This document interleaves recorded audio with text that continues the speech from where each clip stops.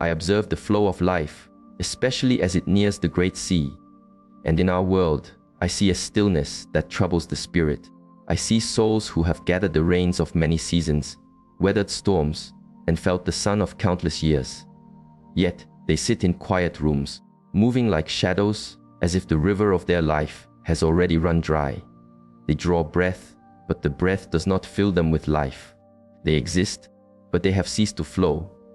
The deepest sorrow is that this state is not a destiny. It is a path chosen, one quiet step at a time, through passages that lead away from the source. There are 9 such shadow paths. To walk even 3 is to invite a great winter into your final autumn. I invite you to stay with me. The 9th path holds the key to all others. The first is the path of the poisoned well. It is called resentment. I have sat with many elders whose hearts have become still, dark wells. In these wells, they hold the bitter water of old injuries, of words said decades ago, of disappointments that have long since passed. This dark water becomes their story, the only water they drink from each morning.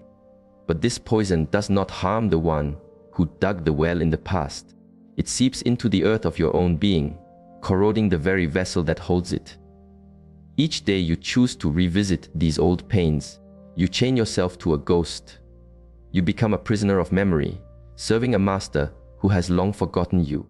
Those who walk this path speak with a sharp tongue.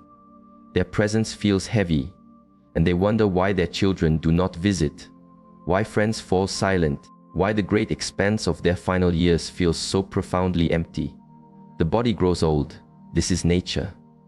But I have watched the spirit wither first, starved of the light of forgiveness. When you hold this bitter water, you do not punish the offender. You offer yourself the poison. Every single day, you choose to walk backward into shadow instead of forward into light.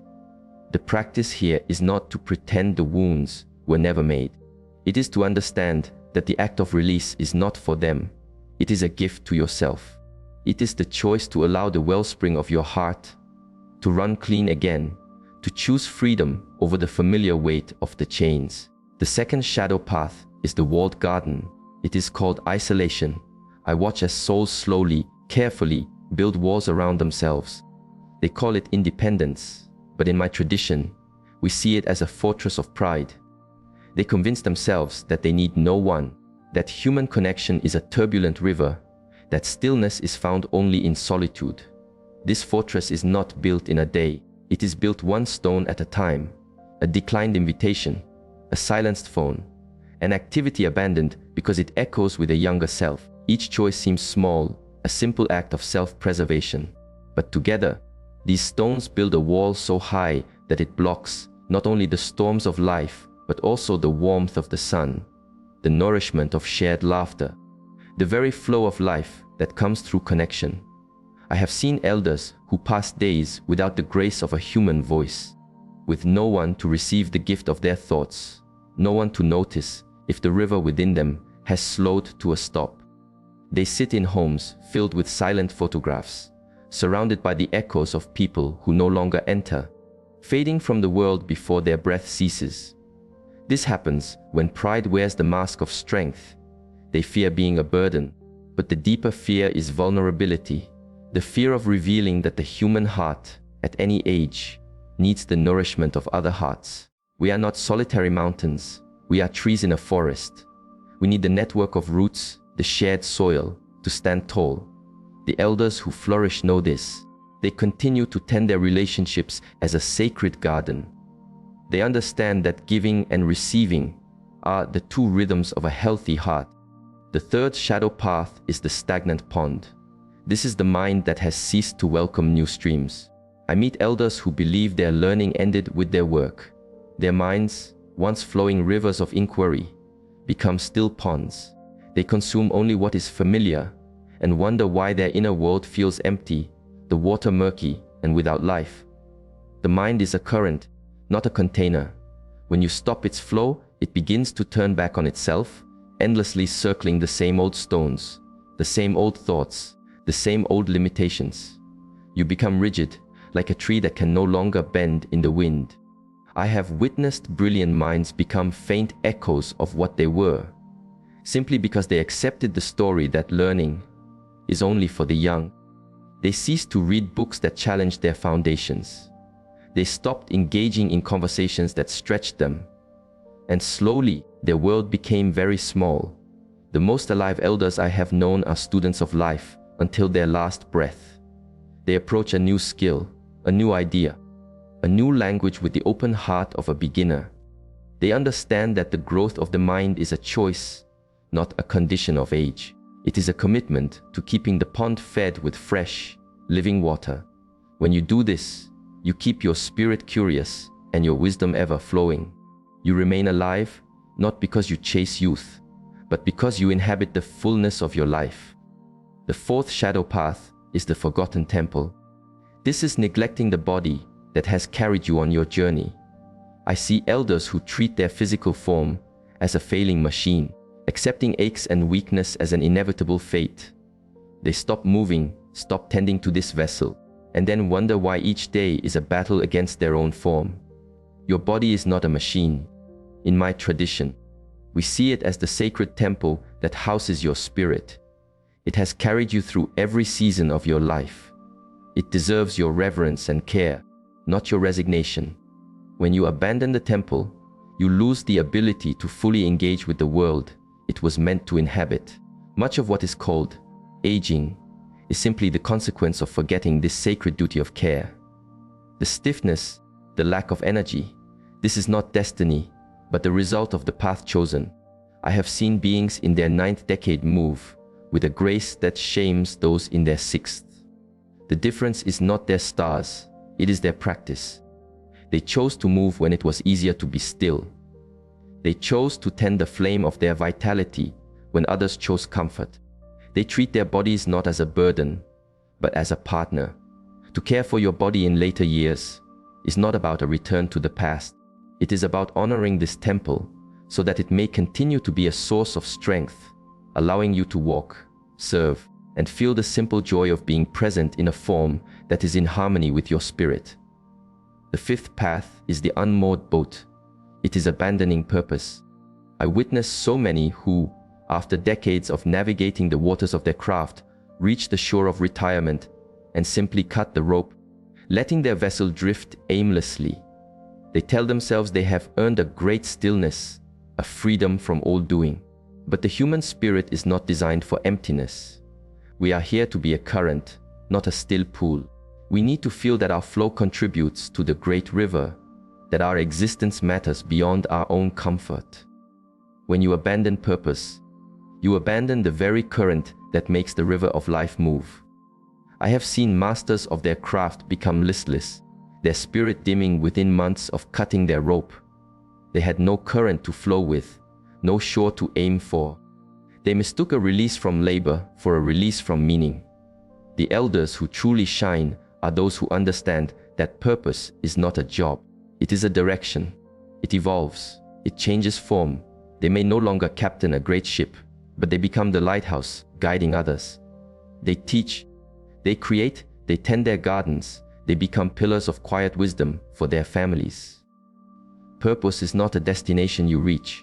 It is the conscious choice to remain a vessel for life's energy, to keep letting your unique light shine upon the waters, no matter your age. The sixth shadow path is the shallow stream. This is facing the great ocean of mortality with a spirit that has no depth. As the body's seasons change, as friends and kin begin their journey onward, as the truth of our own impermanence becomes undeniable, one needs a deep river to hold these great currents. I have sat with many elders who spent their lives collecting shells on the beach, possessions, titles, accolades, only to find that these beautiful shells offer no raft when the great tide comes in. They are left with questions that a shallow spirit cannot hold. Who am I, beyond what I have done? What is the meaning of this brief, beautiful, painful journey? How do I face the great unknown without being swept away by fear? Without a deep inner life, these questions become a storm. The elders who have ignored the inner stream become consumed by fear or bitterness or a desperate clinging to the shoreline of youth. But those who have cultivated their inner world through practice, through silence, through through walking in nature, through deep inquiry. They approach this final sea with a quiet readiness. They feel they are part of a current much larger than their own small wave. They know that what seems like an end is merely a return to the source. The deepening of the spirit is not about finding answers. It is about creating a vessel within yourself that is vast enough to hold life's greatest mysteries with peace. The seventh shadow path is the leaking vessel.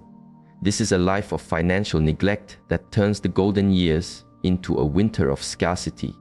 I have seen those who earned abundant rains in their youth arrive at their elder years with a vessel full of cracks, unable to hold what they need. Financial peace in your final seasons is not about a mountain of gold. It is about having a vessel sound enough to hold what you need for dignity, for peace, for independence. It is about not being a weight on your children, not having to choose between warmth and food, not living with the constant chill of worry. The mending of this vessel is not a great mystery. It requires only the wisdom of foresight and the discipline to live in harmony with what is, rather than what is desired. Our world sings a song of now, of instant water for instant thirst. It encourages us to ignore the small cracks until it is too late. The stress of a leaking vessel poisons everything: your body, your heart, your relationships. The elders who walk with a light step almost always have this in common. They learned early to mend their vessel. They knew that while the water of money is not the source of joy, a sound vessel is the foundation for a peaceful heart. The eighth shadow path is seeing death as the enemy. This is a war that can never be won, only endured with terror. Our world teaches us to turn our back on death, to fight it, to believe that to speak of it is to invite it. But this turning away creates the very fear it seeks to escape. I have been with many as they prepare to cross the final river. The greatest suffering is not in the body that is letting go. It is in the spirit that has never prepared to leave the shore. They have spent a lifetime avoiding this final truth, and so they meet it with a storm of regret and fear.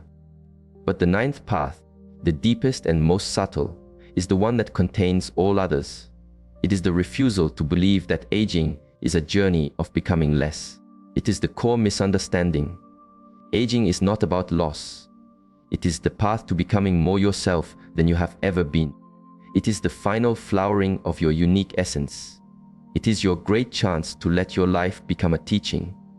When you fight this process, when you chase the echo of your younger self, when you see the lines on your face as failure instead of a map of your soul's journey, you turn your back on the profound power and beauty of a life fully lived.